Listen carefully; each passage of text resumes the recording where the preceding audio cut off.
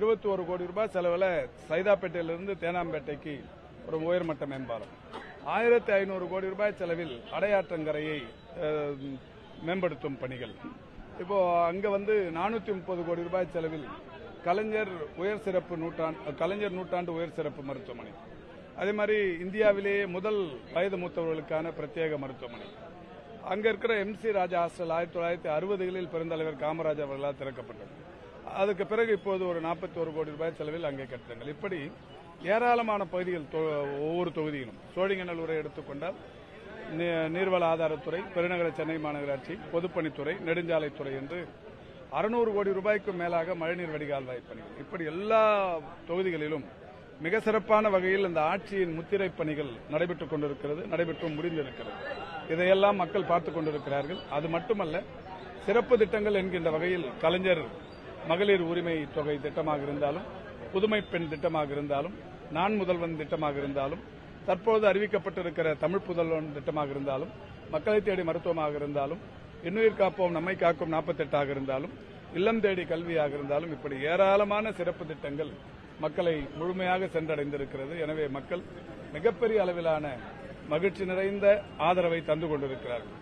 2019ஆம் ஆண்டுதான் தமிழ்நாட்டின் வரலாற்றில், தேர்தல் கால வரலாற்றில் அதிகபட்சமான வாக்குகள் வித்தியாசத்தில் திமுகவும் தோழமை கட்சிகளைச் சேர்ந்த வேட்பாளர்களும் வெற்றி பெற்றது என்பது எனக்கு தெரிந்தது. அப்பொழுதுதான் 2 இடங்களில் 5 லட்சத்திற்கும் மேற்பட்ட வாக்குகள் வித்தியாசத்தில் கடந்த முறை வெற்றி பெற்றிருக்கிறோம். 4 லட்சத்திற்கும் மேற்பட்ட வாக்குகள் வித்தியாசத்தில் 4 தொகுதிகளில் வெற்றி பெற்றிருக்கிறோம். 3 லட்சத்திற்கும் மேற்பட்ட வாக்குகள் வித்தியாசத்தில் 8 தொகுதிகளில் வெற்றி பெற்றிருக்கிறோம். 2 லட்சத்திற்கும் மேற்பட்ட வாக்குகள் வித்தியாசத்தில் 9 தொகுதிகளில் வெற்றி பெற்றிருக்கிறோம்.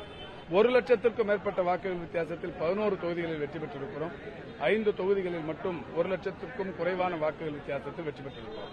ஆக 40இல் 39 இடங்களை இந்த அளவுக்கான வாக்குகள் வித்தியாசத்தில் கடந்த முறை வெற்றி பெற்றிருக்கிறோம்.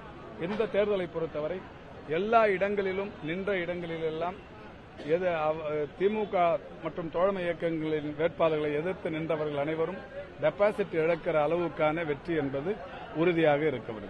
ஆட்சி காலத்தில் தான் கச்சத்தீவு தாரை வார்க்கப்பட்டது. அப்போது முதல்வராக இருந்த கலைஞர் எந்த கேள்வியும் கேட்கலன்னு பிரதமர் இன்னைக்கு காலையில ஜெய்சங்கர் இது சம்பந்தமா சட்டமன்றத்தில் ஏராளமான முறை பெருமதிப்புக்குரிய துரைமுருகன் அவர்கள் மிக சிறப்பாக சொல்லியிருக்கிறார். கச்சத்தீவு இஷ்யூ வரும்போதெல்லாமே மாண்புமிகு தமிழ்நாட்டின் நீர்வளத்துறை அமைச்சராக இருந்தவர் அன்னைக்கு என்ன நடந்தது, பேரறிஞர் அண்ணா அவர்கள் கண்டன கூட்டங்களை நடத்தியது, முத்தமிழறிஞர் கலைஞர் அவர்கள் இந்திரா காந்தி அம்மையாருக்கு எதிரான வகையில் அந்த போராட்டங்களை நடத்தியது, சட்டமன்றத்தில் நிறைவேற்றப்பட்ட தீர்மானம், இந்த மாதிரி நிறைய விஷயங்கள் இருக்கு. இது எதையுமே தெரிந்து கொள்ளாமல் ஒரு பிரதமர் இந்த மாதிரி சொல்லியிருக்கிறார் என்பது ஒரு அதிசயமான ஒன்றாக இருக்கிறது. அப்படி இருந்தா இந்த 10 ஆண்டு காலம் அந்த கச்சத்தீவை மீட்பதற்கு பிரதமர் நரேந்திர மோடி என்ன நடவடிக்கை எடுத்தார் என்பதையும் அவர் விளக்கியிருந்தால் நன்றாக இருக்கும்.